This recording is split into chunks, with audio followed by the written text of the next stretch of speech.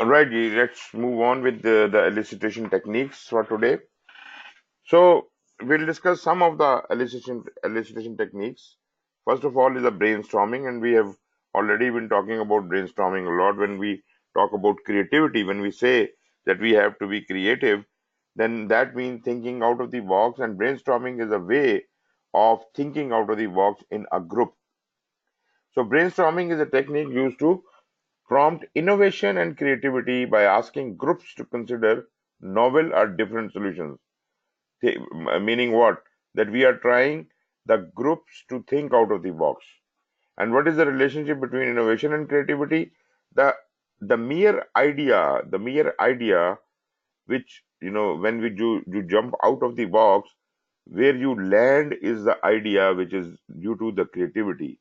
Once you try to shape that idea into reality, you experiment with that idea to make it logical. That is called innovation. So, just thinking about something, thinking of a new idea is creativity, and making it possible is innovation. So, without creativity, there is no innovation. And if the creative idea is not implemented, then there is no innovation possible ultimately. Output generated from the group is from the group which is trying to be creative and who is brainstorming is often greater than the output from the same group when solutions are recorded individually. Why is it so? This is because there is no synergy when people are individually asked to be creative. Now, if we are sitting in a group and you come up with a creative idea, that creative idea will be heard by me, and I would, you know, translate it into even different manner. So this is going to multiply. The creation of idea is going to multiply, and ultimately we will be uh, coming up to a more logical and sense making idea. So this is brainstorming. For additional information, it asks us to go back to the section 3, which we have already covered, and we have talked about brainstorming there. Then is a document analysis. In document analysis, this is again an illustration technique used to analyze existing documentation and identify information relevant to the requirements. So when we are trying to collect information, we are trying to do the elicitation. First, first and foremost is to look around in the existing documents. There is a lot of data lying down in these documents, and business analysts should first read it. It is just like when I'm trying to go for a job interview, and I must know everything about that organization, no matter if I am not yet hired, but I should know what type of organization this is, what kind of boss, who, and the characteristics of the boss and other people who are going to be there. I should know about it. This is all due to the document analysis. I can read about it on the websites and everywhere else. If I can lay my hands on their annual reports or things like that, they can help me a lot. So they can make me rich in information before I go to the interview. Similarly, a business analyst has to lay his hands on all the possible documentation about that specific organization or the business and come up with a detailed data analysis, the document analysis, before he can even start interacting with the people and start eliciting information from different sources. So, business analysts can start their analysis work with this technique to gain some understanding of the environment and situation prior to engaging directly with stakeholders. Document analysis provides the following benefits, and what are they? First of all, information received from individuals is subjective, meaning what? That they are telling us stories and we have to interpret them, whereas the documented information tends to be more objective. It is more specific. This is more of the truth. It is not stories. While it is always good to have a subjective viewpoint of a number of different individuals on the same topic, it is best to have objective and factual information first to use as a baseline to understand the subjectivity variations. We are not saying that subjective information is bad, because subjective information which I collect from an individual while I'm interviewing that person is qualitative in nature, and that is good because that initiates the discussion. If I ask a question, that person responds me in detail, then probably I can ask further questions and situation can be further qualified. But ultimately, I have to convert this subjective data into points or objective data. But from documents, what we are getting is always an objective data. If I know the data from the documents, I have a clear understanding from the document analysis, then probably it would be much better when I am interviewing the people because I would know their problem already. Documents may contain information, but no one individual has. This is again a very good point that documents is a summary of whatever has happened before, and there may not be so many people available who can tell me all the historical background in detail. People might have changed, might have retired, they might have gone. So I cannot have all that picture which is uh, transparent from the documents. This is found in older descriptions of a system or process, a business process, source material for regulation and other mandatory procedures. So the very first thing I would like to go for is the policies and procedures of that organization. That will give me the baseline for understanding that organization. Individuals may not have a totally accurate view of the information, whereas written documentation has been researched and is more accurate because it is a record. The individuals may, slur upon the details. They may not give you the actual details. That it's not intentional even. Sometimes they can't express themselves. Written documentation provides more background and explanation than an individual explaining the same material because the individual may assume that the business analyst already knows much of the information or that common knowledge has already been documented elsewhere. So that is the matter of perception. If you're talking to a person, it is his perception how he is trying to explain and how he understands that you understand. Maybe he thinks that you know everything, so he just fills in certain details and not all the details. But in document, you will find all the details.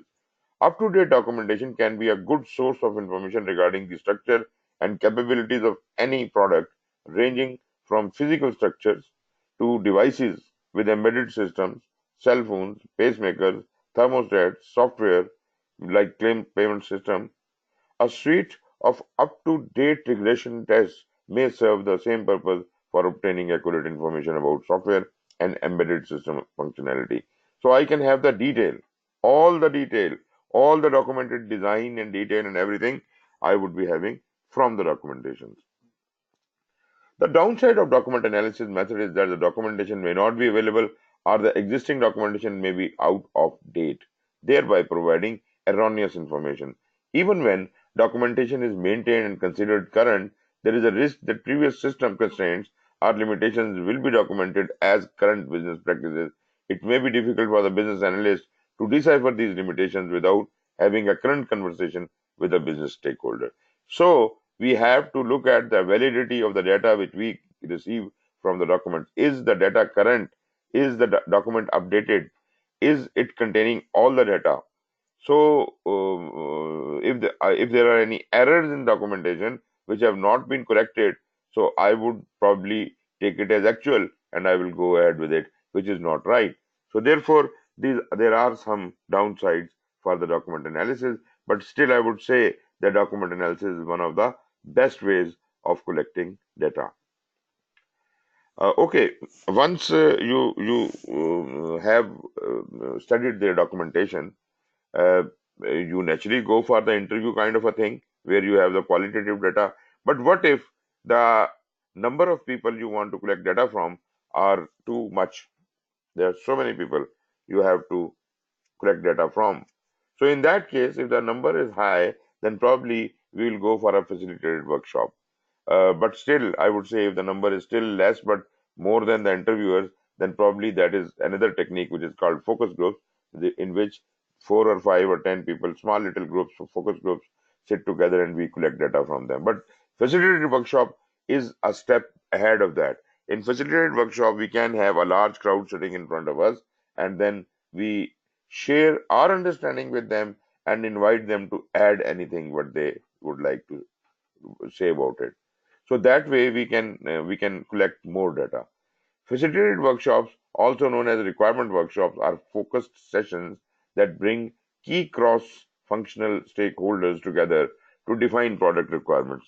Workshops are considered a primary technique to quickly define cross-functional requirements and reconciling stakeholder differences. So because all the stakeholders are sitting right in front of us, and if one stakeholder says a point and others negate it, then it is automatically understood that this is not a public demand. So we can decide right there which um, requirement is more important, which is less important, which should be noted, which should be prioritized higher or lower.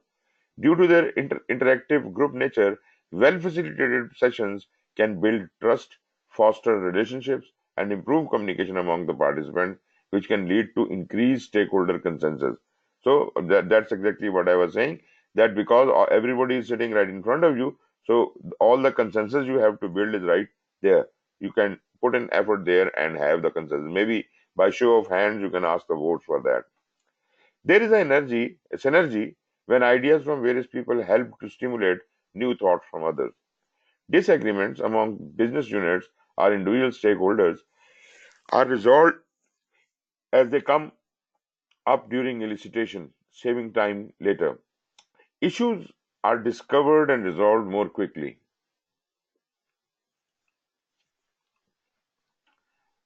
I'm sorry if you could not listen to me. Sir, I can't hear you. I think I lost your connection. For how long time?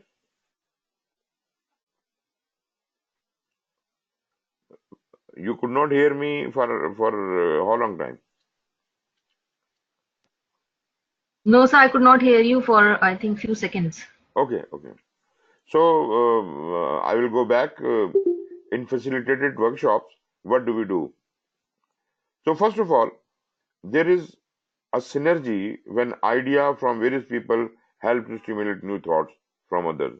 So if somebody is giving an idea, just like in the brainstorming workshop, then people are instigated and stimulated to come up with new thoughts. But at the same time, there is a negative point also, which is called groupthink, in which if somebody is more knowledgeable or more senior than others, and he gives an idea, other people think that they should not speak, and they are comply with, they get convinced with the idea given by the superior person. So though that is a bad thing, but at the same time, this is a very good way of getting all the people's opinion in a wide audience. Disagreements among business units or individual stakeholders are resolved as they come up during elicitation, saving time later. So, right in front of the audience, we can resolve the issues. Issues are discovered and resolved more quickly than in individual sessions. Obtaining agreement on issues is easier when the group is assembled together. We don't have to go to another person and ask him for that. So, we can decide it right there and then.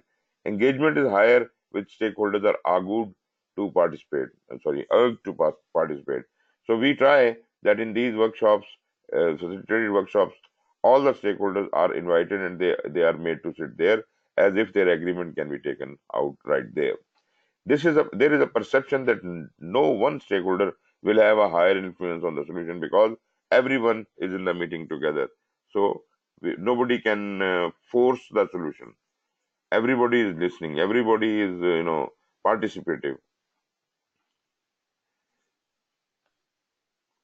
The facilitated workshop may also include the solution team or its lead. The benefits of a cross-functional facilitated workshop are as follows. For example, there is a team building aspect that unites the group. So once there is something discussed in a group, then group owns the discussion. They know how the decisions were taken and why and how. There is a better chance for a binding agreement between the solution team and the product stakeholder because everybody has listened to what has happened and everybody knows the roles and responsibilities of each other. The solution team is more committed when they are able to meet directly with the stakeholders for whom they are building the solution.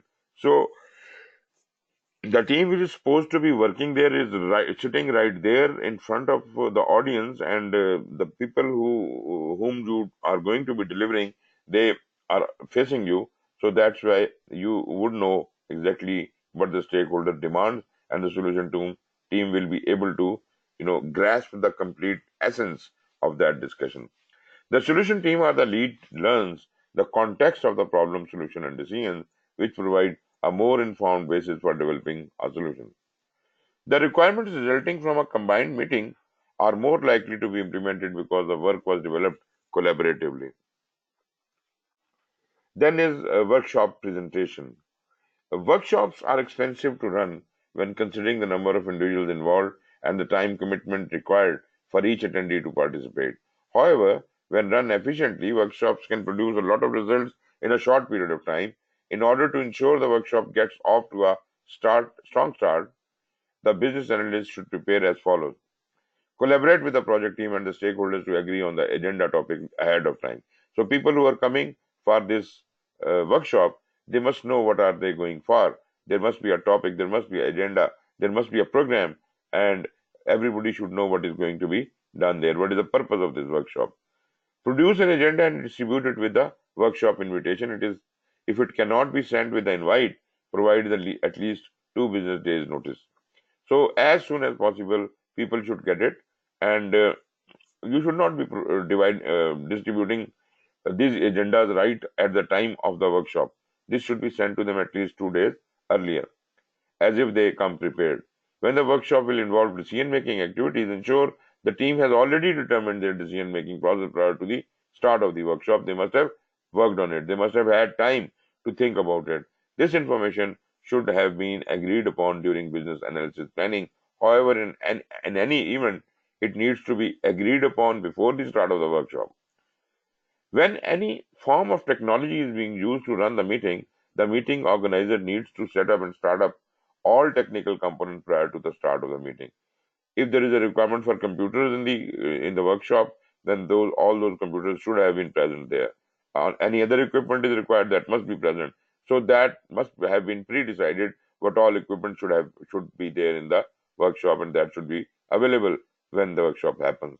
This may require that the organizer book the conference room 30 minutes to an hour prior to the start of the session, so all technology is up and running prior to the start of the workshop.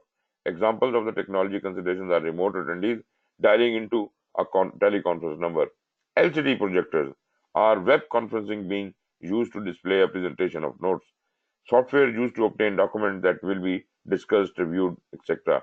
So all these arrangements you might have seen in number of workshops and such like events where connectivity is not there. They are fighting for where is the internet, how is it not connecting, the teleconference is not getting through, things like that. So if some arrangement has to be made earlier, that must be made. Sufficient workshop material are planned for and obtained prior to the start of the session. Stopping a workshop to retrieve material loses the momentum. People will be greatly disturbed because a large number of people you have gathered together, and now you are asking them to wait for something as if we can arrange certain resources. That is not a good example to set. Invite participants by roles.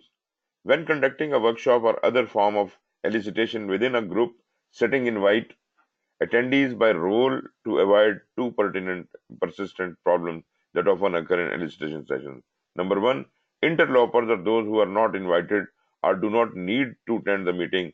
So we don't want people who do not have anything to do with the workshop. Why do we have free riders, or we call them interlopers? Lack of attendance by those who are needed to the meeting but do not show up. That is again a very bad point, because if all the required participants are not there, then we are not going to get all the information, and we have to run after them after this workshop. Instead of a broadcast invitation to everyone having anything to do with the project, the business analyst should direct the invitations only to the roles required to achieve the workshop objectives. Inviting by role establishes expectations for participation and encourages attendance. Participants are more apt to prepare and provide the information needed from the perspective of their role, and are less likely to miss the meeting because they now have a specific responsibility to play in the meeting. Tips for running a workshop. Uh, when you start the workshop, introduce the participants or have the participants introduce themselves by role. Keep cross discussions and personal topics to a minimum to generate the most effective information. Start the meeting on time to send a message that everyone's time is important. To maintain momentum and focus, do not stop the meeting for latecomers, but instead brief them during the break. Consider assigning separate roles, including a facilitator, a scribe, and a workshop owner to ensure a smoother session. It is a good practice to write directly on a whiteboard or some form of electronic medium so that attendees can review the notes during the workshop. This reduces the need to conduct multiple reviews of the workshop results. It is challenging to lead a session while controlling the meeting and participants. Facilitators help the business analysts and the meeting attendees to achieve the meeting objectives. The scribes help to ensure that the results are documented, and the workshop owners makes the business decisions. Separating the roles often results in collecting more information as a practitioner is less distracted, having to deal with multiple responsibilities. The collaboration point here is it is not always practical for multiple business analysts to be present in a single facilitated workshop. This is an opportunity for the project manager and the business analyst to team up. The project manager may support the effort by fulfilling one of the roles, such as the scribe, thereby allowing the business analyst to focus on the questions and elicitation of information.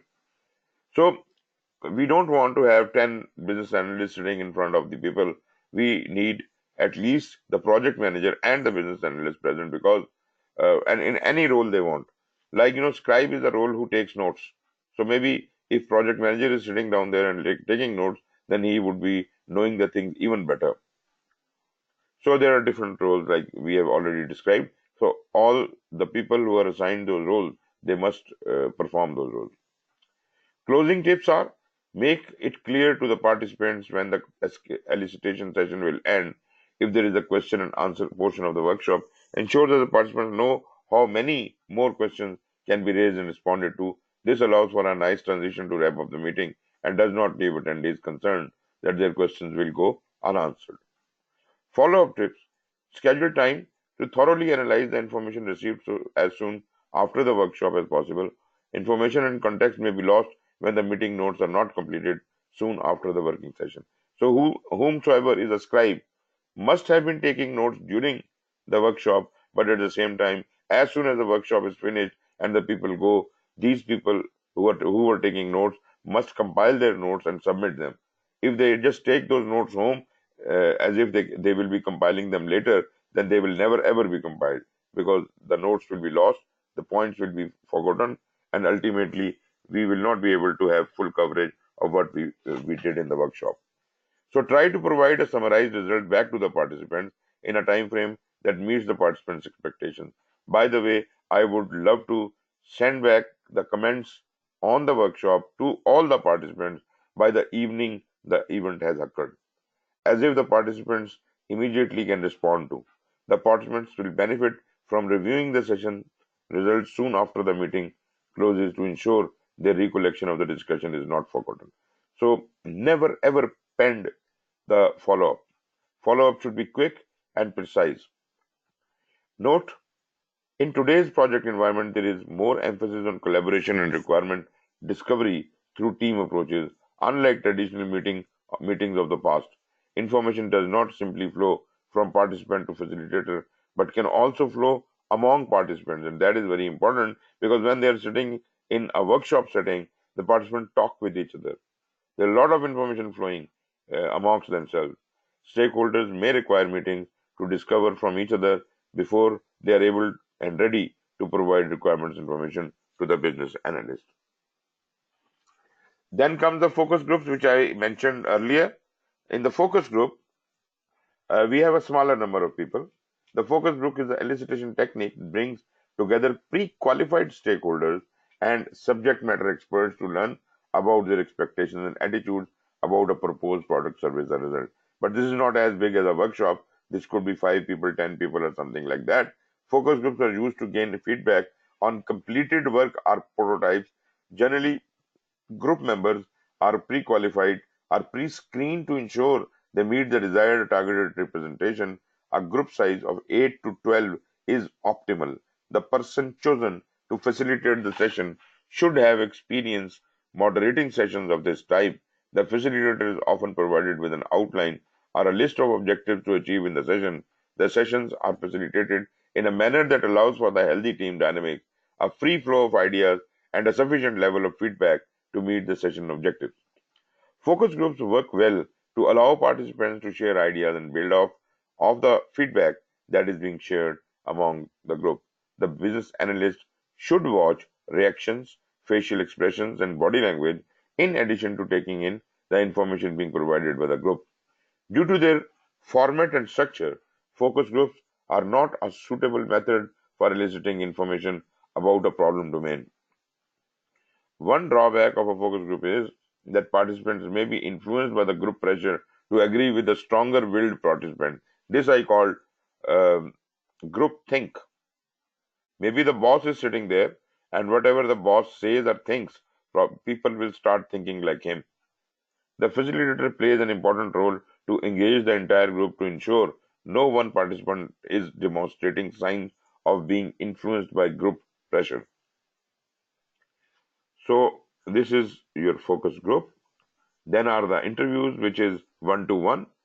An interview is a formal and informal approach to elicit information from stakeholders. This is the most qualitative way of doing it because here we can discuss more frankly and privately. It is performed by asking prepared and spontaneous questions and documenting the responses. Interviews often conducted on an individual basis between an interviewer or an interviewee, but may involve multiple interviewers and are multiple interviewees. Interviewing experienced project participants, stakeholders, subject matter experts help to identify and define the features and functions for the desired solution. Interview works well when an individual has been identified as being able to provide a variety of information on a variety of topics. Confidential or sensitive information is needed that should not be discussed in an open forum. Information needs to be acquired from an upper level manager. The business analyst needs to probe deeply into the issues surrounding the problem or problem domain and needs unfettered access and time from a specific individual who may have that information. There are two basic types of interviews. One are the structured interviews and the other are the unstructured interviews. In a structured interview, you begin with a list of prepared questions with the goal of asking and obtaining answer to every question on the list or within the allotted time. So that way it is more organized, but at the same time there is no free flow of information. Meaning what? That in the restricted time frame available and the structured questions you have already designed, you may not be able to ask any additional questions. But naturally, we sometimes do make some flexibility in that. In an unstructured interview, begins with a list of prepared questions naturally, but the only question that is definitely asked is the first one. After that, the subsequent questions are based on the answers of the previous question, and it is like a discussion. The interview takes on a life of its own and requires skills to keep the information focused on reaching the objective. So there is a little bit of difficulty, but unstructured interviews have a lot of data. Structured interview is good, but unstructured interview sometimes is better. Then we have interviews may be conducted synchronously or asynchronously. Synchronous interviews are performed live or in real time, like you see the TV shows and all that. These can be conducted in a number of ways, such as face to face, where the business analyst and interviewee are in the same room, or they can be conducted over the telephone with video conference, internet collaboration tools, etc. The key is that the interview is being conducted with the interviewee and interviewer at the same time. Whereas in asynchronous interviews, these interviews are not conducted in real time. The business analyst or interviewer is not involved in the interview at the same time as the interviewee. Asynchronous interviews can be conducted through email or recorded. For example, when the interview questions are scripted and the interviewee records their responses to the questions through video. So you might have experienced asynchronous kind of interviews also. There are a number of advantages of conducting an interview. Yes, please. You want to say something? No, sir, I do not have a experience of asynchronous, but we do synchronous like video calling, conference calls, Okay, okay, emails. okay. Sometimes when you apply for a job, they ask you to record a small video answering certain questions, right? And you record that Okay, video and you send them. That will be a asynchronous interview. okay, okay, right. Right, so there are a number of advantages to conducting an interview in person. For example, having the undivided attention of the interviewee. This is the privacy and this is the time dedication. I have asked for an appointment for an interview, and that time is mine now. So for that 1 hour which I have borrowed from that individual, he have no other commitment. So he will just be answering my question.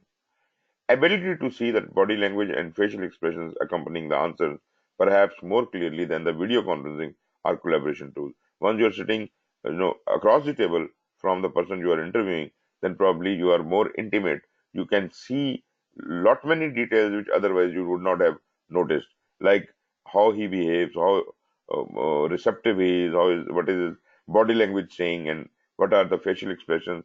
So that would reveal a lot, providing a more comfortable setting for the interviewee, especially if they are discussing sensitive information, for example, flaws in the current system. So there is more privacy. With global organizations and international project teams, face-to-face elicitation activities are often replaced by the teleconferences and video conferences. There are a number of benefits associated with the virtual meetings, including time and cost saving, as well as the ability to bring people together from all over the world, which would not be possible otherwise. But naturally, we are sacrificing some of the details which we could have had by interviewing them one to one. Some other disadvantages are interviewees multitask during the session, resulting in lost information. So when I'm say on a video conference, like we are right now talking to each other, maybe you are checking your email at the same time, or you are busy elsewhere. You're looking around, some other responsibilities. Your mind might be divided, and there are more chances that you go astray. Participants call into the session from various locations such as airports, parking lots, other client sites, etc., with the accompanying distractions. So naturally, there might be noise. If you are sitting in an airport, there might be a lot of distraction, people talking in the background and all that. So that is a disadvantage. Lack of experience on part of the interviewer and the interviewee participating in the virtual meeting, they may not be organized and therefore they may not be able to fulfill the purpose of the interview.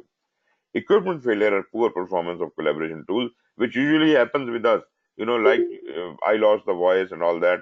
So sometimes those things do happen, and there is some gap in the discussion. All of these obstacles can be overcome with proper training and with the establishment of ground rules for conducting virtual meetings. The use of virtual meetings to elicit requirements is likely to increase in the future due to the substantial cost and time saving that this approach provides. Next tool is the observation. Observation is a technique that provides a direct way of viewing people in their environment to see how they perform their job or task and carry out processes. Just like document analysis, observation is not direct interaction with the stakeholder, but you look around the environment in which the stakeholder exists. You observe the organization and the people, and you make up some ideas.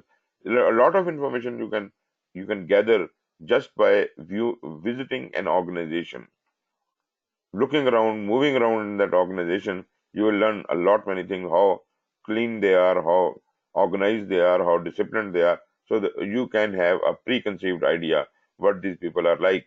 It is particularly helpful for detailed processes when people who use the product have difficulty or are reluctant to articulate their requirements.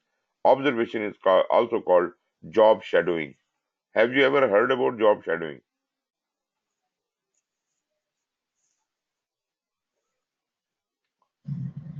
No, sir, I have not. Okay. Say you have a problem and I come to your organization and I try to understand what is your problem and you can't explain it. So probably I say, okay, you do what you are doing, but and show me where the problem occurs.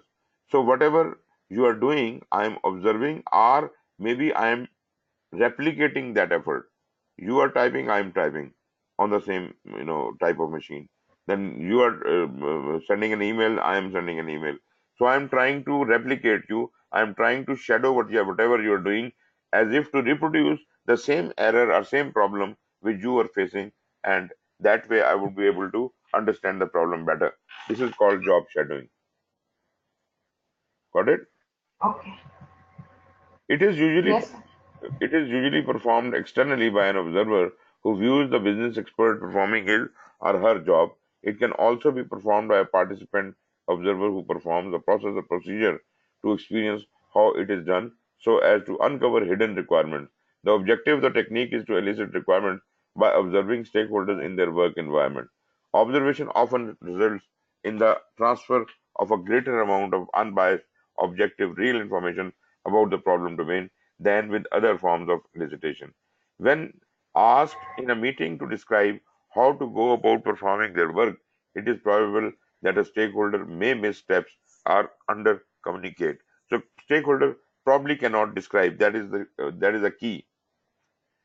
So cognitive experiments have shown that more experienced a worker is, the more difficult it is for them to understand why specific decisions are made when performing a task.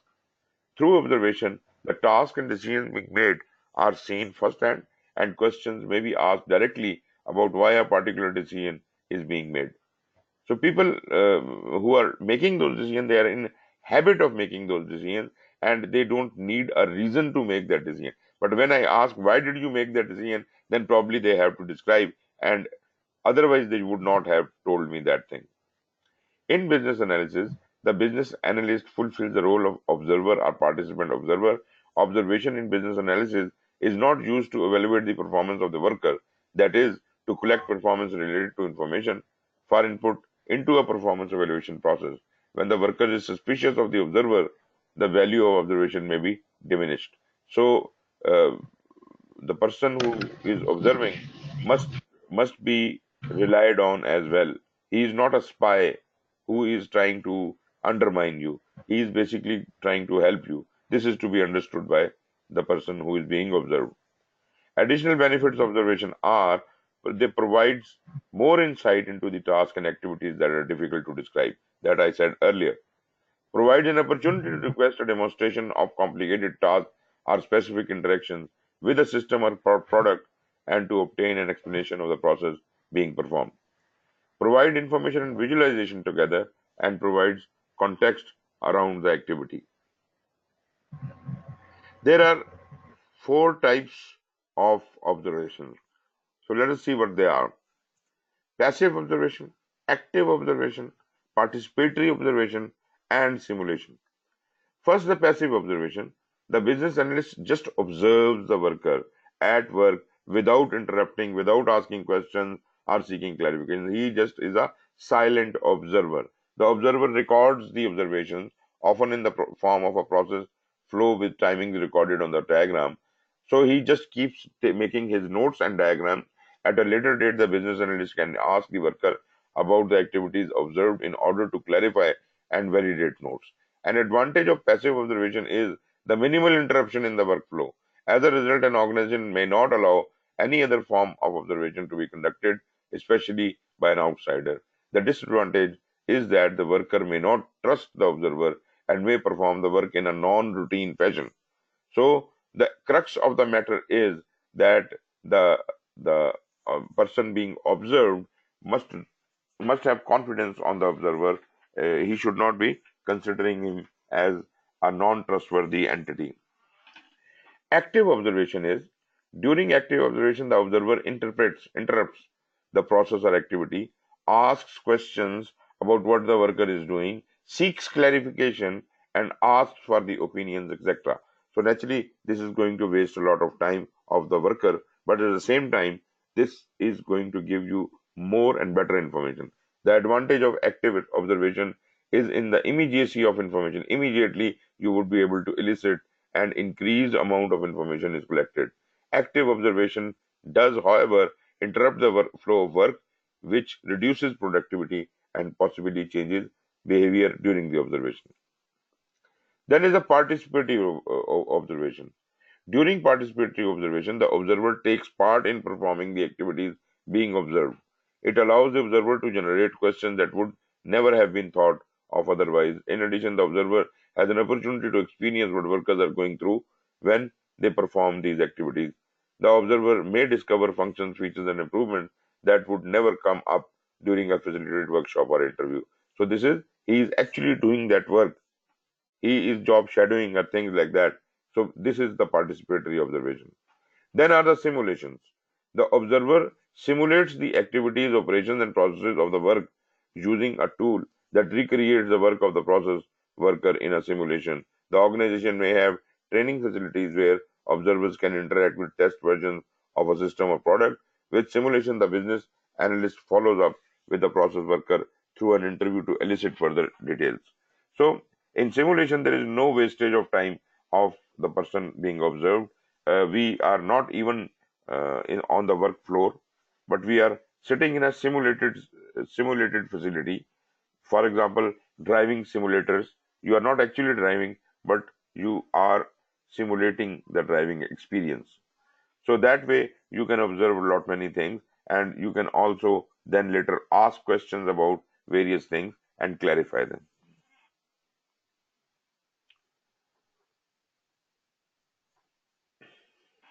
The main drawback of observation is that people act differently when they are being observed. In addition, some managers may not support interruptions or may not allow first-hand observations. When observations are used, the information obtained should be reviewed and validated by the person who performed the demonstration to ensure accuracy and avoid any bias or assumptions that the business analyst may have introduced in the observation notes. So there has to be a collaboration between the observer and the observee, and they must both confirm that this is the right observation which is being recorded. Then is the prototyping. Prototyping is a method of obtaining early feedback on requirements by providing a working model of the expected product before building it.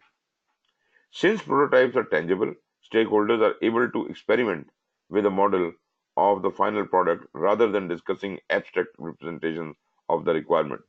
Prototypes support the concept of progressive elaboration in iterative cycles of mock-up creation, user experimentation, feedback generation, and prototype revision. A prototype can be a mock-up of the real result as in an architectural model, or it can be an early version of the product itself. Elicitation and thorough investigation may not uncover all of the attributes or aspects of the complex solution. Allowing the user and customer to see the product or system as it is being built provides an opportunity for the business to identify issues, clarify requirements, and provide additional information that may have been omitted originally. Have you ever experienced this prototype?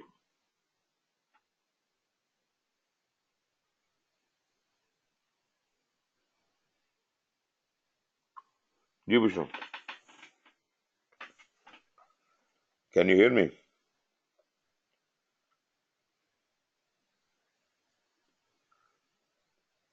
Ji.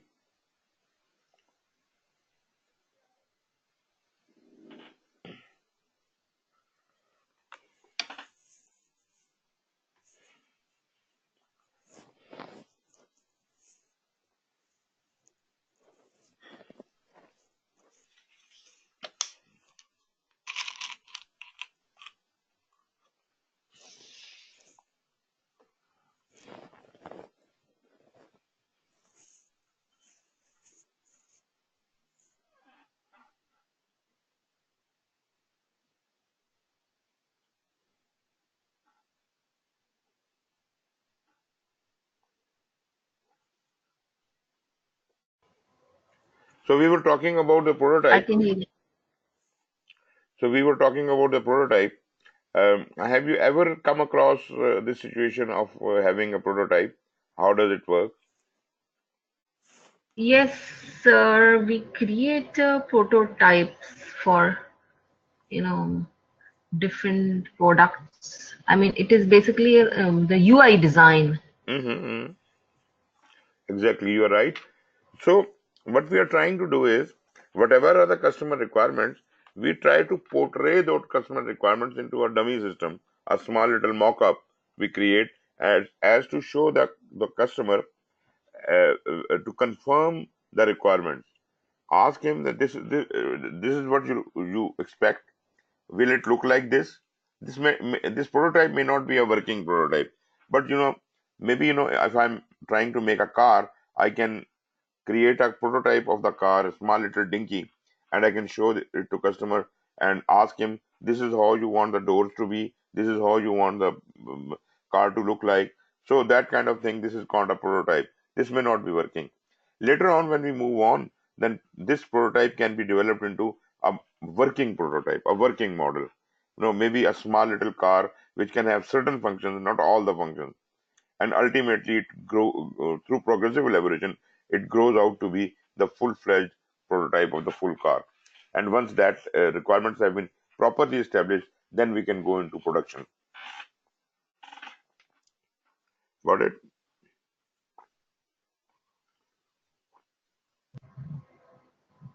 Yes, I got it. And actually, as long as we move to different phases of the project, we gradually update those prototypes. Exactly. We keep updating these prototypes, and now we are going to talk about those. The key elements of prototyping is the iterative process of creating the prototype, reviewing it with the pertinent stakeholders, making adjustments and modifications to the prototype, and reviewing it again. So this is a cycle we will go through. The process continues until all parties agree that the prototype has provided the needed information to the solution team. There are two types of prototypes: low fidelity and high fidelity. Low fidelity prototypes are completed with a pen and paper, marker and whiteboard, and modeling tools on the computer. So you are trying to, design the thing on paper or maybe things like that. So this could be a wireframe, if we are trying to develop a car, a 3D model type kind of a thing on paper, or maybe off paper. Mockups of interactive screens or reports. So if we are developing a software, then we can ask them what are the requirements of the report, and I can design a report or a screen and show them, is it what you want it to look like. Then architectural rendering of the building, that again is a drawing. Floor plans, again a drawing. Sketches of a new product, any design that is evolving. So whatever we can do it, low fidelity prototypes are like, drawings and sketches and things like that.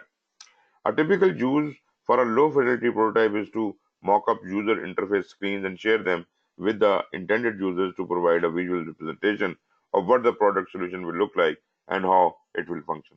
So this is the very initial kind of a prototype. Then are the high fidelity prototypes. High fidelity prototypes create a real actual representation of the final finished product and are usable by the stakeholders. They are working models who are reviewing them. Typically, the prototypes has limited data, is restricted to a single computer device, and has partial functionality. High fidelity prototyping is performed in an iterative fashion. Reviewers can manipulate the screen, enter some data, and move from screen to experience firsthand how the screen will work. So you see, actually, there might not be an engine behind the software. There could only be the screens. Only a partial entry of the data might be possible, and actually no processing is happening. But at least the sense how it will work can be provided to the stakeholder. There are two types of high fidelity prototypes. One is the throwaway, and other are the evolutionary. Throwaway prototypes are discarded once the interface has been confirmed. So once I have shown the screen and agreed upon on the screen, then probably this prototype is no more required, because actual software will contain its own screens and all that. We are just confirming the data, but all the data has to be here. So this can be thrown out.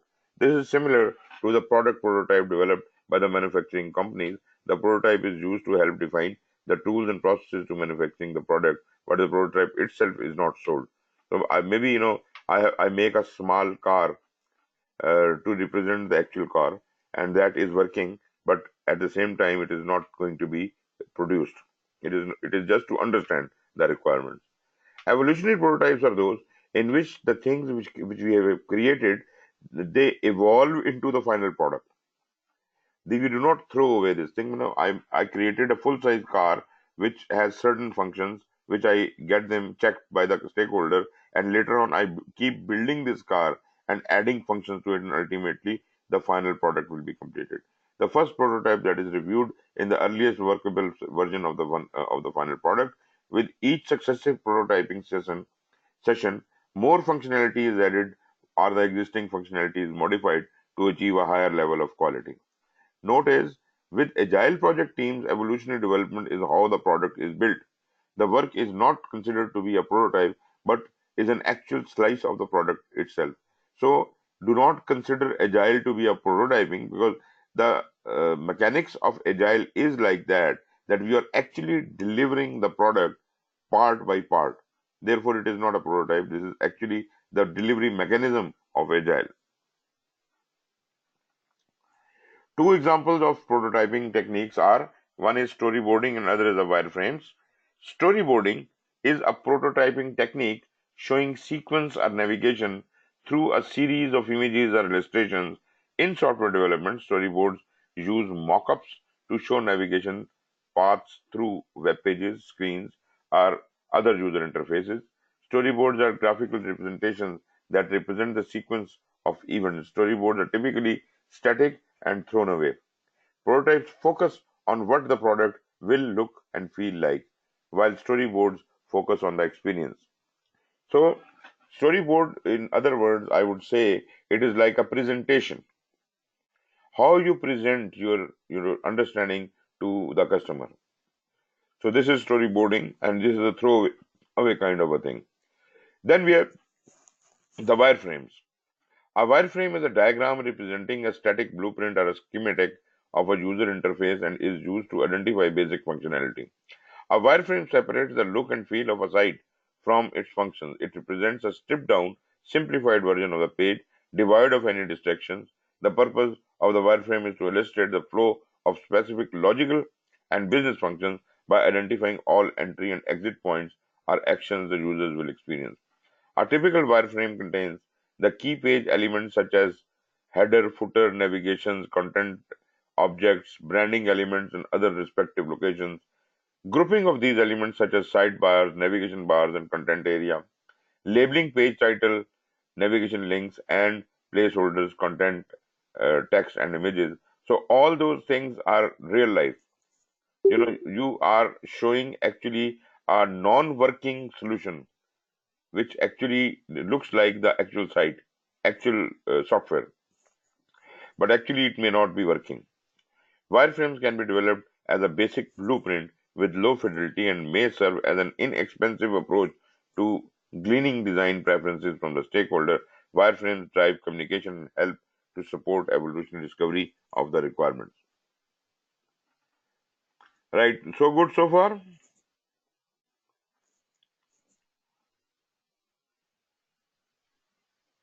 Ji Bushra,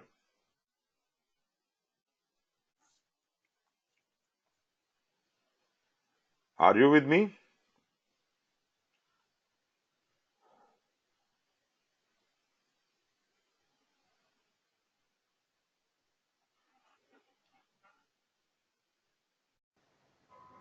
Right, so we were on 4.5.5.8, that is questionnaires and surveys.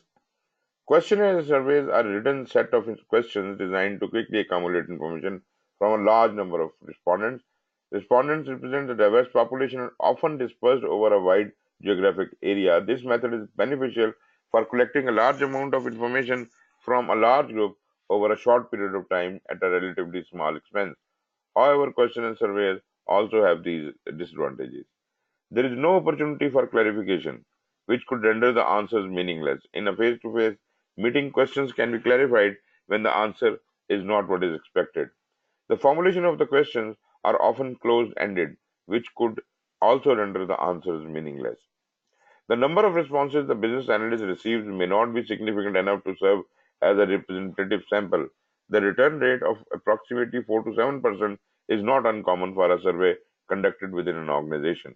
This means that without careful consideration of the survey sample, the information may be significantly prejudicial and draw the wrong conclusions. For example, respondents who have an extreme reaction to a subject will tend to answer the survey to promote their ideas or concerns. When there is a small return on a survey that was distributed to a wide group of people, the result may only reflect those with an avid interest in the certain aspect of the survey, thereby skewing the result unfavorably. So this is more of a statistical result. We are not actually interested in the authenticity of the data or the subjective aspect of the data like we used to do in the interviews. Interviews, we were frank, we were discussing, and there were lot many subjective details we were exploring and recording. Here we do not have that opportunity. Here we cannot access these people. Why? Because these are many people. These are even more than the workshop could have handled. So we cannot even do it in a facilitated workshop. These are the people who are in thousands or maybe in hundreds and thousand and more than that, and we cannot interact with them because they're also diversely located. So in that case, we can devise a survey or a questionnaire. Naturally, it has to be very carefully constructed, and that survey or question could be sent out, and the responses which we receive may not be all the responses, because all the expectation, I expected 10,000 people to respond, hardly 1,000 people have responded. Is it enough sample to do the analysis on that? Moreover, I cannot ask descriptive questions. And generally, in questionnaires, they do not and should not ask subjective questions. There must be simply objective questions which could be answered in a yes or no, or on a scale of 1 to something, maybe 5. So that way, this cannot have the accurate data. But at the same time, probability has its own strength.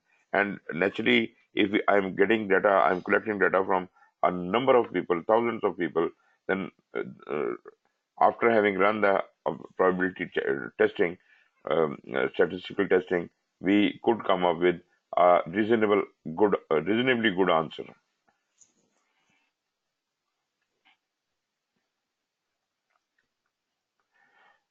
Some ways to of limiting the risk associated with surveys is as follows. Number one, determine the number of respondents that will be required. Use a sample size calculator to determine the sample size needed for a statistically significant response. So you must ensure that the sample size is not too small. So there must be a mechanism which would decide how many people at least should have replied. Analyze for skewed information. If you understand and you know that the results are being skewed, then you have to apply the correction for that when the surveys are returned. This will require that the survey includes some types of demographics or segmenting questions to enable this analysis. Share information regarding why the survey is important to the organization and project. Send out reminders during the survey window to encourage and promote participation. Ask an upper management representative to champion the effort and emphasize its importance. Make the survey results available to those who participate in the process as a follow-up, and thank them for taking time to complete the survey. That is the most important part, because people do not show interest in surveys until and unless you make them a part of the findings. You share those findings with them and tell them what are we going to use this data for. This ends at 4.5. Now we are moving on to the document output from elicitation activities. That is what we have created out of all this elicitation process. It is important to document the results of elicitation activity either formally or informally. Documentation can range in formality from snapshots of the whiteboards to fielded information recorded in requirement management tools. The primary documented result is a set of elicitation notes comprised of a wealth of information for performing other business analysis tasks. The results may come in the form of sketches, diagrams, models, flip charts, sticky notes, or index cards, to name a few. When the elicitation results are analyzed, the results are documented into deliverables and forms geared to the audience who will use them. 4.7 is completing this elicitation. The process itself is the elicitation process is an iterative process of alternating the steps of elicitation information and analyzing the information obtained. So we will, iteratively be doing the elicitation until all the data has been collected as we understand, and it is going to be a progressive elaboration of the information. When information is analyzed, the quantity sometimes decreases because external information is removed. So all the information we have collected may not be useful. So useless information is removed and ultimately we sort and work on the selected information. However, when the results are vague and open to interpretation, additional questions need to be asked and we can go back to the elicitation sessions and conduct them, ultimately acquiring more data. A typical business analysis quandary is determining when the elicitation stops and the analysis starts, and for how long the work continues. So we must define the point where the elicitation will be completed, and we would move on to the next step of analysis. Analysis generates additional questions to clarify ambiguities. Naturally, during analysis also we can ask questions. It is not that the elicitation process has finished, so we cannot ask any more questions. Further clarifications are always possible. So we can generate additional questions to clarify ambiguities, solidify vagueness, and add in more information about a particular topic. This results in another round of elicitation activities. So in a way, when we are asking questions, we are again invoking the elicitation. So the progressive elaborative nature of elicitation goes on, which increases the quantity of information, followed by another round of analysis, decreasing the quantity of information, and this way the analysis and elicitation are going side by side, and ultimately analysis gets completed.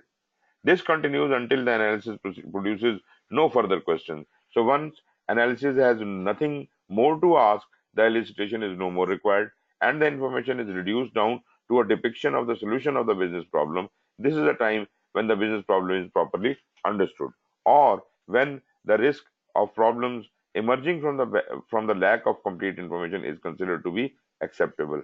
You say that this cycle is never going to finish, therefore I should put my foot down and no more elicitations after this. So yes, of course, you can put your foot down also.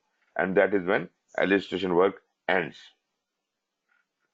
Projects using an adaptive life cycle need to plan sufficient time for elicitation and analysis, but analysis is not usually estimated separately.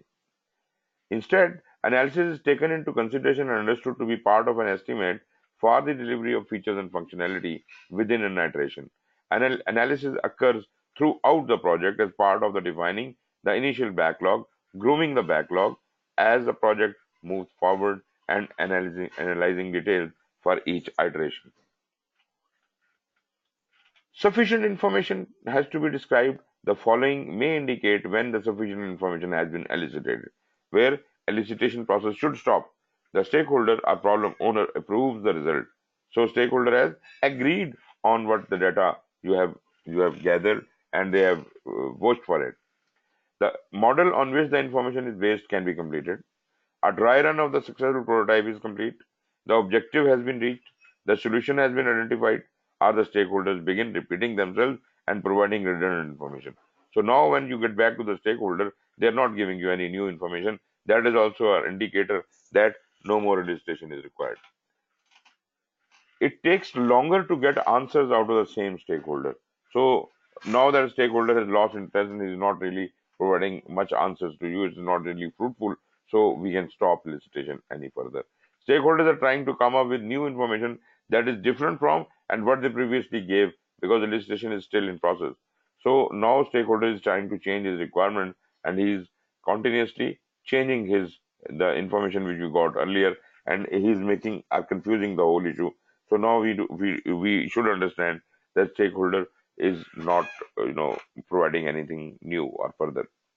All information pertaining to high priority requirements has been confirmed by at least two independent sources. This is very important, that whatever the data you receive out of elicitation, that has to be confirmed. That has to be confirmed, as if to watch for the previous point where stakeholder is continuously changing his information. So, if the data is confirmed, only that data which has been confirmed would be taken into account any further. For a project following an adaptive project life cycle, the project team pushes towards replacing upfront analysis in favor of eliciting details within the increment in which the features will be delivered. Next is elicitation issues and challenges, that is 4.8. There are a number of difficulties associated with elicitation. For example, conflicting viewpoints and needs among different types of users. So the different people who are giving you the information about the same thing, they may have uh, conflicting opinions about it. Conflicting information and resulting requirements from different business units. So different business units are also giving you a different requirements. Unstated assumed information on the part of the stakeholder who are resistant to change and may fail to cooperate and possibly sabotage the whole work. There are a number of difficulties stated further. The inability of the scheduled time for interviewing or elicitation sessions because stakeholders cannot take time away from their work. This is very common problem and I have been facing that. There was a project and I was scheduled to interview certain executives and they gave me time for that, but when I went there, they were not available. So that interviewing process went, indefinitely, and we were unable to seek that information. Ultimately, we had to put our foot down and we said that we will no more interview this specific stakeholder because that is never available. Inability of stakeholder to express what they do or what they would like to do. So this is also what we face. Stakeholder is not willing to share what he does. So maybe they consider it a very restrictive knowledge. They don't want to share it. That if they do not share it with us, then how can we correct them or apply that solution? Inability of stakeholders to refrain from focusing on a solution. There is a stakeholder who keeps fluctuating when he's discussing with you. His requirements are changing all the time, so he's not a focused stakeholder. So this is something which is going to have a problem for you. There are a few suggestions for meeting these challenges. For example, the business analyst cannot gain access to the right stakeholders. Stakeholders do not know what they want. Stakeholders are having difficulty defining their requirements. Stakeholders are not providing sufficient detail to develop the solution. So, taking them one by one, the business analyst cannot gain access to the right stakeholders. Then, what should you do? A common issue business analysts face during the elicitation process is the inability to directly interact with the actual user of the product or system. As a result, the user interface or processes may need to be developed without access to or input from those who are directly impacted by the proposed changes. So that sometimes do happen. Once we were developing a standard for PMI, OPM3, Organizational Project Management Maturity Model, and in that, PMI explicitly forbid us that we cannot interact with the user, the end user, that are the PMI members. And PMI took on the responsibility of collecting that data for us from them. And we just had to rely on whatever they provided because we did not have direct access to the stakeholder. The business analyst can address this issue by focusing on the information, not the individual. So whatever information is coming to me, I can only focus on that, and based on that, I can come up with some kind of a solution. Sometimes the desired information is available from multiple sources, for example, documentation, training material, and operating procedures, etc. The business analyst may look to these other sources when gaining access to the stakeholder proves to be difficult, but needs to realize that doing so comes with great risk. So again, I can very clearly relate it with my real experiences where we were not given access to the users, to the end user, but we were provided with a lot of documentation. We did document analysis, but at the same time, all their policies and procedures were given to us, and based on that, we did create a workflow of their processes, which looked fine. But once we went out to cross-check it with the users, with a special permission from the executives, we found that none of those processes or rules or policies were being followed in the organization, and therefore all of our effort had gone for a waste. The sponsor, project manager, and project team need to be fully aware when these situations arise because moving ahead without the right stakeholders often leads to solutions that the business never accepts. Stakeholders do not know what they want, so it can be frustrating trying to elicit requirements from stakeholders who do not know what the product is that they are asking for. There is a sense for the business stakeholders want to try various features until something works, but there is a schedule pressure to produce sufficient requirements for the solution development team. So we cannot, do everything. We cannot try on all the possible solutions. We have to come up with our solution to implement.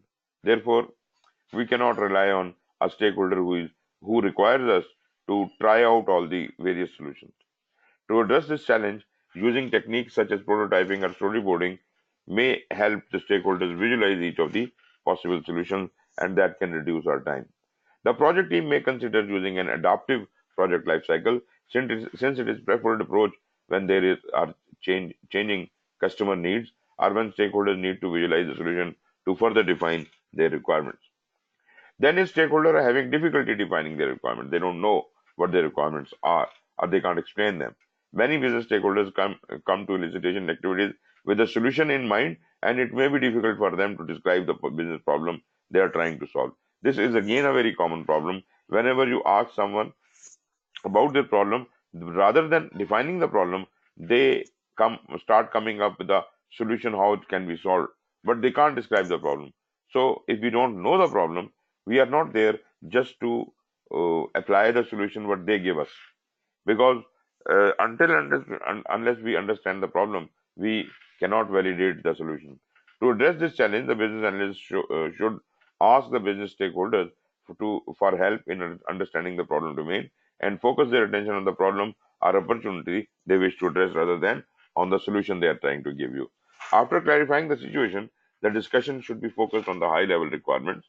When the business analyst helps to break down the high level requirement and walk the stakeholder through the process, the stakeholder will be prevented from moving directly to the solution. We should not ever jump to conclusions or the solution. We should go one step at a time. When it becomes difficult to elicit needs and high-level requirements from the stakeholders, the business analyst needs to continue to ask clarifying questions to draw out the requirement. So this is the art and skill of the business analyst, how he seeks out the information from such a difficult stakeholder. Stakeholders are not providing sufficient information. Stakeholders may not have experience providing the requirements or do not understand the business analysis process or business analyst role. Sometimes stakeholders are unaware of the level of detail that the business analyst wants to know or cannot figure out how to go about describing such detail. To address this issue, the business analyst should try to elicit requirements through visual modeling techniques. Make it easier for the customer, for the stakeholder to understand what we are visualizing. Engaging stakeholders in modeling can open up dialogue that may not be possible through interview questions, surveys, and discussions. Ask stakeholders to help complete a workflow or to assist with breaking down a problem into a hierarchical model. It's just like working together with the stakeholder to understand the problem. This process focuses the stakeholder on completing the visual elements, resulting in discovery of details that might not be possible to obtain without the imagery. So we use a technique by which you can make the stakeholder visualize the solution or the problem. Then the next topic is analyze requirements 4.9. So far, are you okay with it?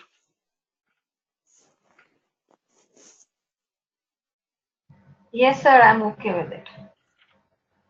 We Right. discussed that what are the challenges we face in the, while working with this stakeholders and elicitation. What would be the challenges we will face? This we Wonderful. discussed, right? Right. Right. Okay. Coming over to the next topic, that is the plan for analysis. We have got a number of things here. We have analysis defined. We have thinking ahead about analysis and what to analyze. So taking them one by one, analysis defined. One of the primary activities that business analysts perform is analysis. Naturally, it is after elicitation, and naturally, elicitation and analysis go hand in hand because analysis will seek out more elicitation, and so this cycle goes on of progressive elaboration. So, with much effort focused on requirement related information. Analysis is the process of examining, breaking down, and synthesizing information to further understand it, complete it, and improve it. Analysis entails looking closely at the parts of information, how they relate to one another. Analysis involves progressively and iteratively working through information to lower levels of detail and often entails abstracting to higher levels of detail. Analysis is used to provide structure to the requirements and related information. So, if there is a problem, in understanding the problem or the requirement, then we can always get back and ask questions. But analysis is basically synthesizing and uh, breaking it down, and sometimes we also consolidate the requirements. Thinking ahead about analysis. Planning for analysis involves thinking about what activities and techniques are likely to be useful and when they should be used. Not all techniques need to be decided before analysis begins, but by thinking ahead, it is more likely that business analysts will be prepared to use a variety of techniques. Part of planning includes for analysis includes determining which types of models would be most beneficial given what is known about the project, and we will be talking more about these various models for analysis purposes. There are a number of analysis techniques to choose from, and each technique has strengths and circumstances to which it is best used. So all the techniques are not to be used everywhere, but they are to be used in a specific circumstance. You should understand that circumstance and use the particular tool for that specific thing. A business analyst will likely not be proficient in every technique. However, it is valuable to learn as many techniques as possible and develop the skills and experience to know when a particular technique is best leveraged. Consider which analysis tools should be applied, such as modeling tools, and which templates could be used. Decide in advance which modeling language to use, if any. You must be using some kind of a modeling language in your business analysis in daily life. Determining what existing models in the organization could be used as a starting point for the current project, and plan for analysis based on known information, but also be able to ready to adjust plans to be unexpected discoveries that occur throughout the business analysis process. So you must remain vigilant all the time, and you must keep roaming around with the appropriate model you want to use. Then is the question what to analyze. Business analysts work with different types of information, choose the correct information to analyze, and separate out those things that interfere with proper analysis. So we do not want to go for any redundancy. We want to be focused. So only analyze those things which are required to be analyzed. Use visual models to help establish a boundary on exactly what needs to be analyzed and help facilitate discussions with stakeholders and subject matter experts when determining the key pieces of information. Most often, business analysts conduct analysis on the output of the elicitation activities. Naturally, we know that that elicitation has been done and the data and requirement is available with us, and we are analyzing on that. In addition, analysis frequently provokes relevant and important questions about the situation requiring more elicitation. So we can go back to elicitation further and collect more data. Regardless of the business analysis approach used, elicitation and analysis are usually iterative, so they work together. Coming over to the models and refined requirements. So 4.10 is model and refined requirements. In this practice guide, the model refers to a visual representation of information. What all the data you have got, how can you represent it on a chart or something? Both abstract and specific, that operates under a set of guidelines in order to efficiently arrange and convey a lot of information in a concise manner. In its simplest form, business analysis model is a structured representation of information. Models are diagrams, tables, structured text. Models are created with a variety of tools, ranging from formal modeling tools to whiteboards or to artistic software. You may draw something. You may make a drawing or a shape, and that would be representing the ideas or the information. So even a sketch you make when you are collecting the data, that could also serve as a model. There are many business analysis models, and each serves one or more purposes. Examples of information related to business analysis that can be modeled include business objectives, requirements, business rules, and design. Purpose of the models. Business analysis models are helpful to find gaps in the information and to identify extraneous information. Models provide context to better understand and more clearly convey information. Requirements are modeled and refined to achieve further clarity, correctness, and to elicit additional information to define the details necessary for the product to be built. When the correct models are applied, analysis becomes simple relative to analyzing the information in pure text form, because the models help visualize and summarize complex information. When the correct models are applied, analysis becomes much easier. Analysis models are organized into specific categories defined mostly by the primary subject matter representation. So one categorization of models is shown here. You can look at this diagram. Here, what does it show? These are the models organized by categories. In the first column, we have got the category name. These are scope models, process models, rule models, data models, interface models, and there could be any number of models. Then there is a brief description of each category. For example, for scope model, it says models that structure and organize the features, functions, and boundaries of the business domain being analyzed. Process model is models that describe business processes and ways in which stakeholders interact and with those processes, and so on and so forth. So, as far as the scope is concerned, what are the various example models? Goal and business objective model. So, if you can write down the goals and objectives of the organization or whatever the department is going through it, or the customer. So, those just the written goals and objectives is one of the models. Ecosystem map could be a model. Context diagram, feature model, organization chart is also one of the models. Use case, as you were mentioning, use case diagrams is also a model. Decomposition model, fishbone diagram is a model. Everything is a model. You see, every tool you use is actually a model, but you have to decide is a model in what category. So these are some of the categories shown in scope. And then in process, we can have process flows, we can have use cases, we can have user stories. In rule models, we have got business rules catalog, we could have decision trees, we could have decision tables. In data models, we have entity relationship diagrams, data flow diagrams, data dictionaries, state tables, state diagrams. So you may or may not know all of them, but these are various models which are used, and this is not the complete list of the model. It is just an example list of the model.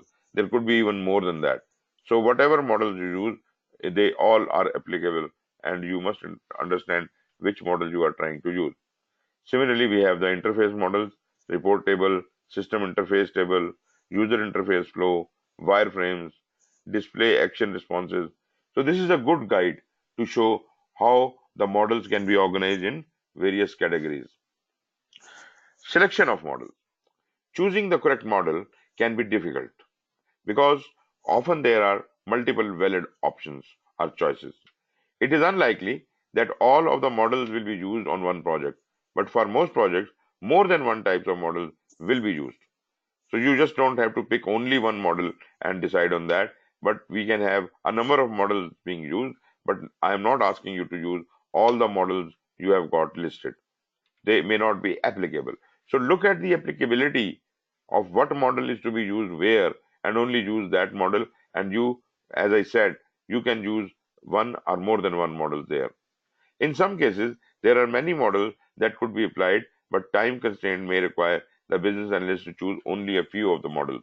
In these scenarios, models need to be prioritized according to the applicability. The business analyst should consider the following when choosing which models to use. For example, the methodology, what methodology they are using, so which model will suit that methodology. Characteristics of project will also dictate the type of model. Timing within the project life cycle, where you stand, is also indicative. Maybe goals and objectives model cannot be applied everywhere. So wherever it is, if you are in the middle of the project life cycle, the goals and objectives could have been done much earlier. This is not required here. Categories of models, whatever and howsoever you have created the categories, like the example I have shown you, that also may dictate which models to be used for what purpose. Level of abstraction, how much in detail are you going into that specific problem, as if you can select and choose the appropriate model which goes to that level of abstraction, what you require. Methodology is a choice of models or formality, and depth of model can be methodology independent. However, certain models are more suited for one methodology than another.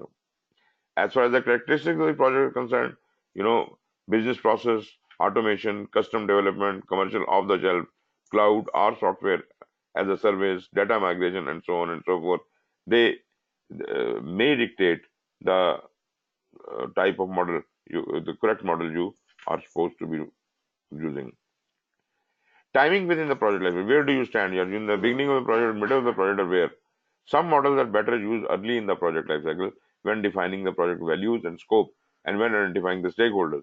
But once that is done, probably these models are to be used lesser. Other models are more appropriate as the project progresses and the low levels of details are being described. So, selection of models, you have all these models categories which I have shown you earlier. Models from every category should be considered on every project. You must consider all, but apply only those which apply to your circumstance. Then is a level of abstraction. Models represent different abstraction levels. Some are better suited for analyzing a whole solution, others for elements of a solution, and others for details within an element. So whatever level of abstraction you want to go for, select the appropriate model for that. For example, an agile project will likely use user stories as opposed to use cases. So in this scenario, use cases are not allowed. Use cases may not be used. Only in agile you will be using the user stories. A reporting and analytics project will likely use data models including a data dictionary and report tables. A system migration project will probably have scope models such as ecosystem map or context diagram, as well as data models like data dictionary and business rules catalog.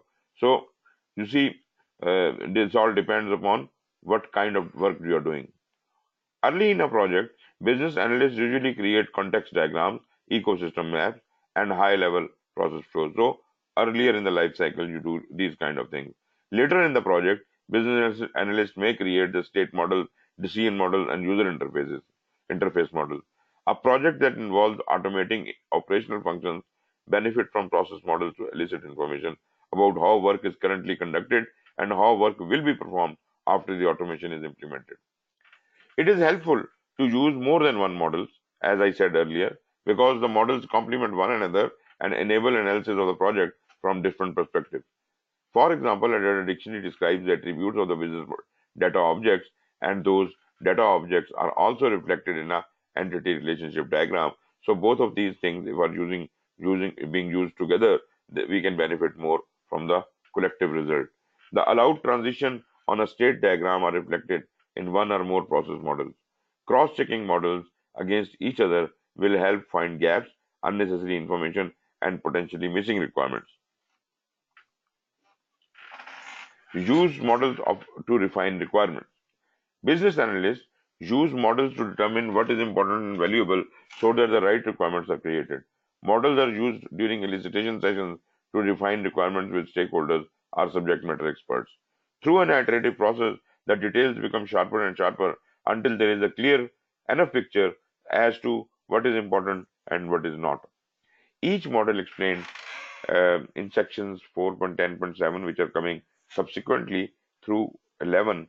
There are a number of sections coming after this, describe how the model helps to identify and refine requirements or how the model relates to the requirements. There are many modeling languages, and each has its own strengths and weaknesses. Some common modeling languages used in business analysis are like shown here. These are the modeling languages like business process modeling notation. This is used to model complex business processes for the purpose of making changes to these processes. Requirement modeling language (RML).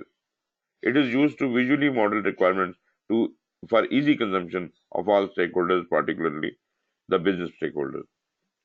System modeling language (SysML), used to analyze complex systems and include a subset of UML.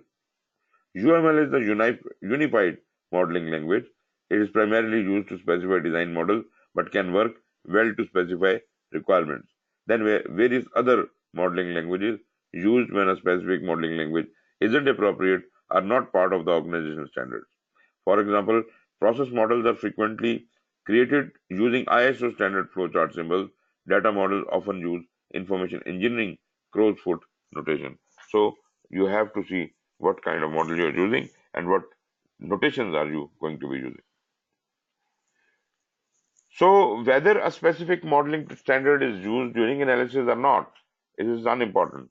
What is important is to use consistent syntax each time a similar model is used so as not to confuse stakeholders.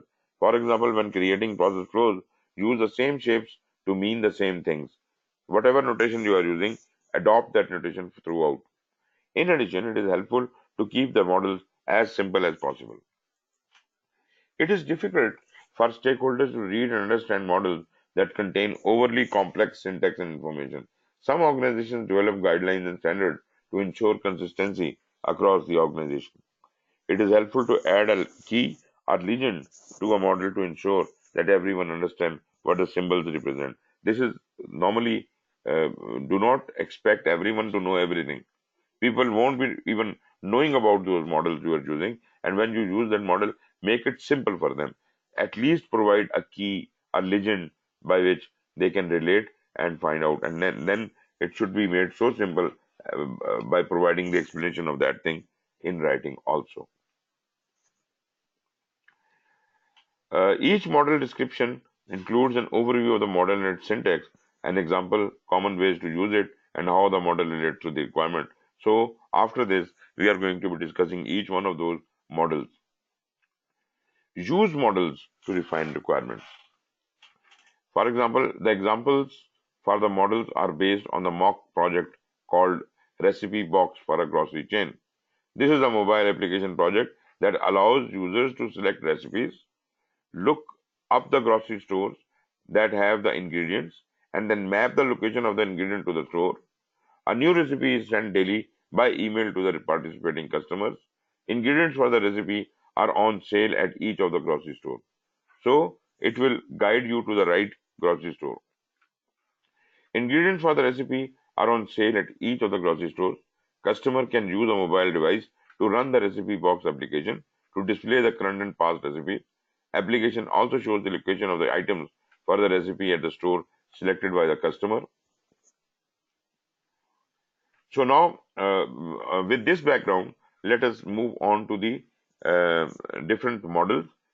We have got scope models, 5 models are there. Process, we have got 3 models. Rule models 2, data models 4, interface models 4. There are a total of 18 models which are being discussed under these headings from 4.10.7 to 4.10.11. But as I said earlier, these may not be all the models, but this is one a way of categorizing the models, and uh, all the models shown here, you may not be using all of those models at all, but some of the models you will be able to relate and you might have been using them already. As far as scope is concerned, the models we have are goal model and business objective model. We'll see to that. Ecosystem model, context diagram, feature model, and use case diagram. Let us look at the goal model and business objective model. Goal model and business objective models are diagrams for organizing and reflecting goals, business problems, business objectives, success metrics, and high-level features. So this could be designed in form of a form, a template, or it could be diagrammatically shown. Howsoever it is shown, that is one model which is representing the goal model and the business objective. Change of business problems and business objectives easily show where the project value comes from, whether the value is identified as increasing revenue, decreasing cost, or avoiding penalties. Goal models and business objective models visually represent the value that support features, prioritization decisions, and product scope management. Collaboration point here is the project manager may be able to help complete the portions of the goal and business objective. For example, when the project manager has already developed a cost benefit analysis or business case, some of the information needed in this model may already exist. Right in front of you is the business objective model. So how the business objectives are being portrayed here. BP1 is profit per visit in town. BP, what is BP? BP is the business problem. BO is the business objective. And then we have the features. So let us see. The business problem was profit per visit is down. So the business objective is to increase the profit per visit by $3. Then comes the second problem, consumers purchasing low margin frozen meals. So the solution to that, the business objective is increase the sales of higher margin cooking ingredients by $10 per visit. So out of this objective, we have two more problems. BP3 is consumers reluctant to cook because shopping lists for recipes are time consuming. So the solution is, or the objective is, enable customers to create recipes shopping list in 15 seconds or less.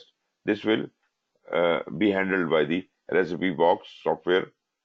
The module is recipe management would help us do that. Now, business problem 4 was locating ingredients in the stores is a hassle. So what should you do? Enable the consumers to locate any item within 1 minute. So your software should be able to provide the store guide as well as the mobile access. So on mobile, you would know that what item is available at what place in the store. So you can even the software will provide you the or the design drawing of the store and where that specific item is lying, so you don't waste time finding it. So this is called a business objective model. Then we have, in this example, shows one form of business objective model for the recipe box product. It says only one form of business objective model. There could be any other types of business objective model that could be portrayed in any number of ways. In this example, the high level features trace back to the overarching business problem that is being addressed, that is profit per visit is down. The measurable business objective is to increase profit per visit by $3. This is what we said. To increase this profit per visit, the grocery chain wants to increase the sale of the item that are more profitable. That is very good, because if you want to, increase your profit, then go for this technique. The recipe box product includes the features that increase the consumer's desire to purchase such items, also make it easier for them to locate and purchase the items. Usage. Although commonly constructed during the planning phase, a goal model or a business objective model can be created any time during the project. It may be helpful to create a model as soon as possible so that teams and business owners can start assigning the numbers to the features they are attempting to develop for a particular product. It can be used to justify budgets as well as to reveal the executives exactly what they are receiving from a project. When business objectives are mapped to the requirements, scope control becomes much easier as the particular value of a specific requirement is better understood. Then is the relationship to these requirements. These models provide a structure to specify business requirements. Each functional requirement produced for a project should be traceable to the identified business problem and objective. You have seen in this model that every business problem is linked with a business objective, and that is further linked with further problems and objectives. Ultimately, we come up with the features. So this is a beautiful way of conceiving what should be the features of the product we are creating. Maintaining a focus on the top level business problems and business objectives guides the delivery of valuable solutions and shapes the scope of the features. The value of requirements or features can be quantified based on how these requirements contribute to the business objective in the model. This helps to identify the most important features to implement or identifies the minimally marketable features, MMFs. These models provide a structure to specify business requirements. Next is the ecosystem map. An ecosystem map is a diagram that shows all the relevant systems, the relationship between them, and optionally any data objects pass between them.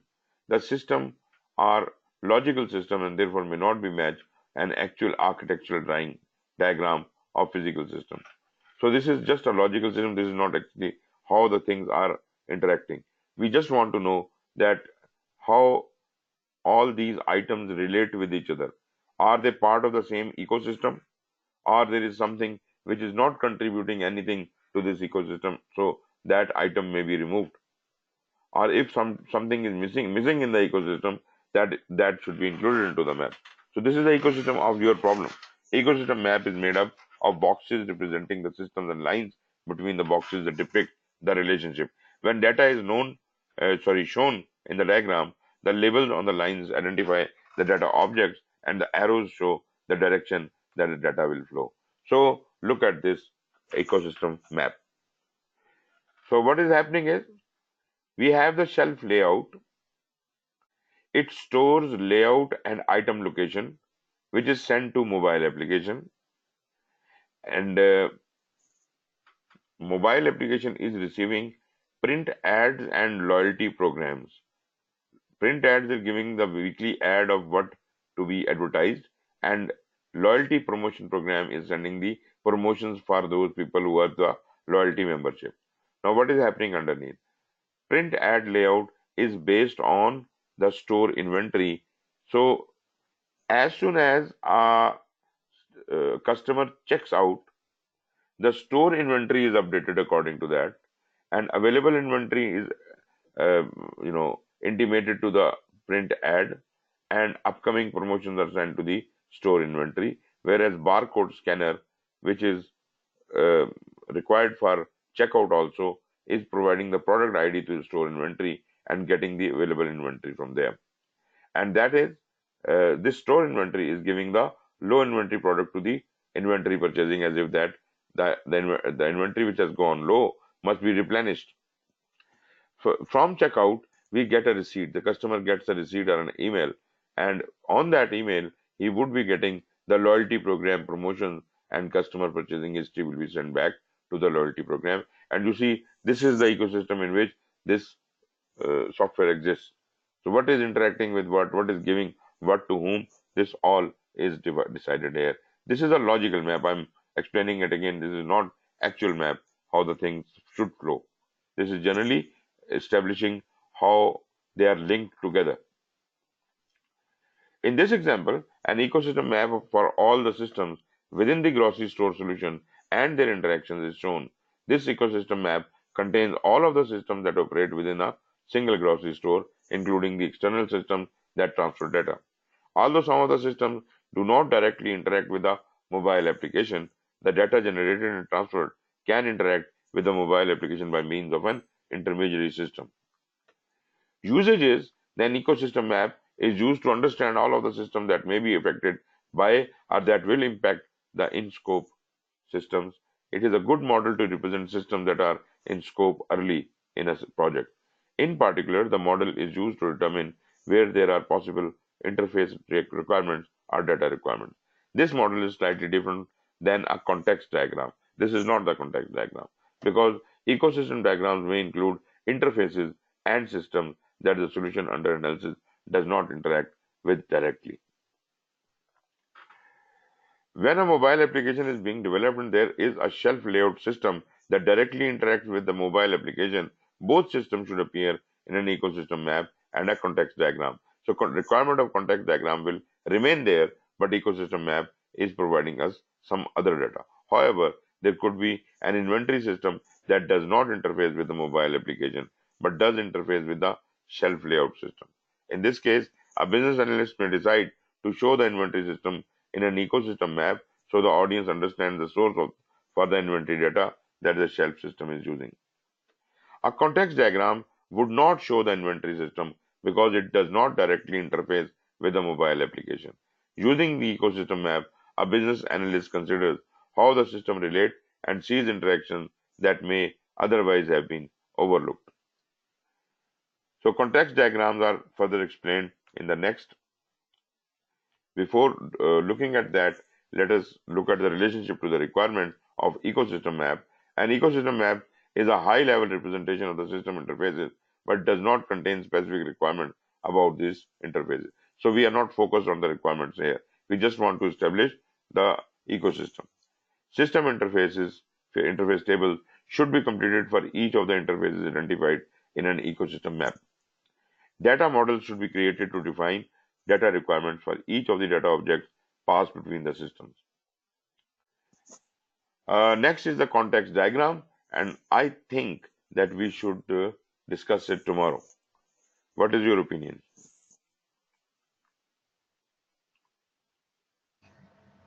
Yes, sir, we will discuss this tomorrow. I think it's 1 o'clock. Okay, wonderful.